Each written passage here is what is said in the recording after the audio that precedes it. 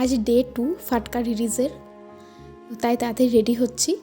অনেকটাই দেরি হয়ে গেছে, প্রায় 3টা পেরিয়েই গেছে। আর এই যে এটা আমার ভাই, ওকে আমি আমাকে পৌঁছিয়ে দেওয়ার জন্য ডেকেছিলাম। ওর অলরেডি ফাটকা দেখা হয়ে গেছে। আর ইনি হচ্ছেন ডোরা, সারাদিন এভাবেই পড়ে থাকে। চলো তাহলে যাওয়া যাক। গিয়ে দেখি রবীন্দ্রভবন ফাঁকা, কারণ অলরেডি 3টে শো শুরু হয়ে গেছে, আমি অনেকটাই লেট। আর এটা হচ্ছে আমাদের ফাটকার পোস্টার। ভেতরে গিয়ে দেখি টিকিট কাউন্টার ফাঁকা, কারণ একটাও টিকিট বেঁচে নেই, সমস্ত বিক্রি হয়ে গেছে। 3টে শোয়ের আগেই হাউসফুল।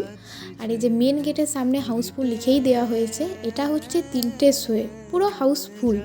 3টে শো শেষ হওয়ার আগেই রবীন্দ্রভবনের বাইরে 5টা শোয়ের জন্য এভাবে লাইন পড়ে যায়।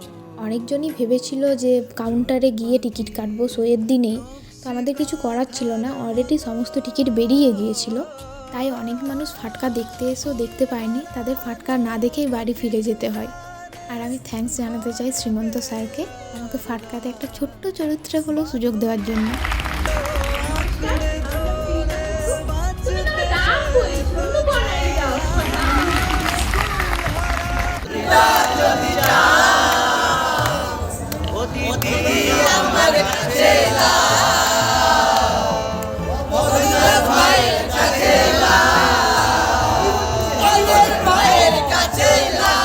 যাই হোক, তারপর আমি বাড়ি চলে আসি।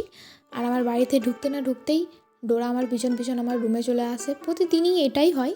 তারপর ডোরা লাফালাফি শুরু করে, আর ওকে একটু আদর না করে দিলে, ওর মাথায় হাত না বুলিয়ে দিলে ও লাফালাফি করতেই থাকে। চলো তাহলে ভিডিওটা আজ এই পর্যন্তই, দেখা হচ্ছে পরের ভিডিওতে। টাটা।